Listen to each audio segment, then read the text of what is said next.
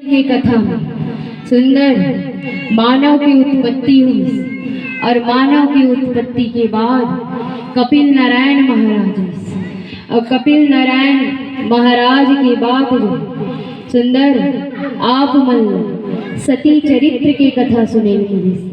सती चरित्र की कथा के बाद सुंदर ध्रुव चरित्र की कथा सुनेंगे। ध्रुव चरित्र की कथा के बाद जड़ भरत चरित्र की कथा सुने।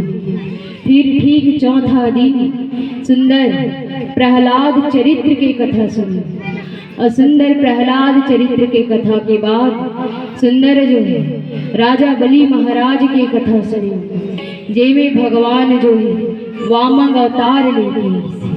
फिर ठीक पांचवा दिन जो है सुंदर भगवान राम जन्म हुई, भगवान राम की जन्म हुई और रामचरितमानस की उपदेश देते हुए सुंदर फिर भगवान कन्हैया की जन्म हुई। ओखर बाद ठीक छठवा दिन जो है सुंदर भगवान कन्हैया के बाल लीला शिशु लीला चले और सुंदर शिशु लीला चलते हुए फिर जो कंस वध करे और कंस वध करे के बाद भगवान के जो सुंदर माता रुक्मणी के साथ मंगल विवाह संपन्न।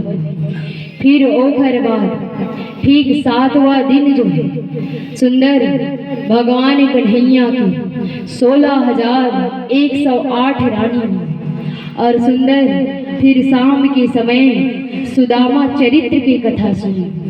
ओखर बाद फिर आज सुंदर भगवान कन्हैया परम धाम गए और सुंदर जब भगवान कन्हैया परम धाम गए तो फिर राजा परीक्षित महाराज ला मोक्ष मिले।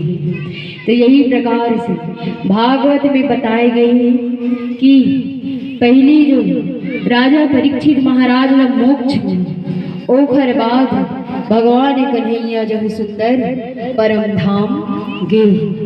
तो समझना श्रीमद् भागवत जो जन्म से प्रारंभ होती, काकर से जन्म से प्रारंभ होती और अंत जो है परम शब्द से होती।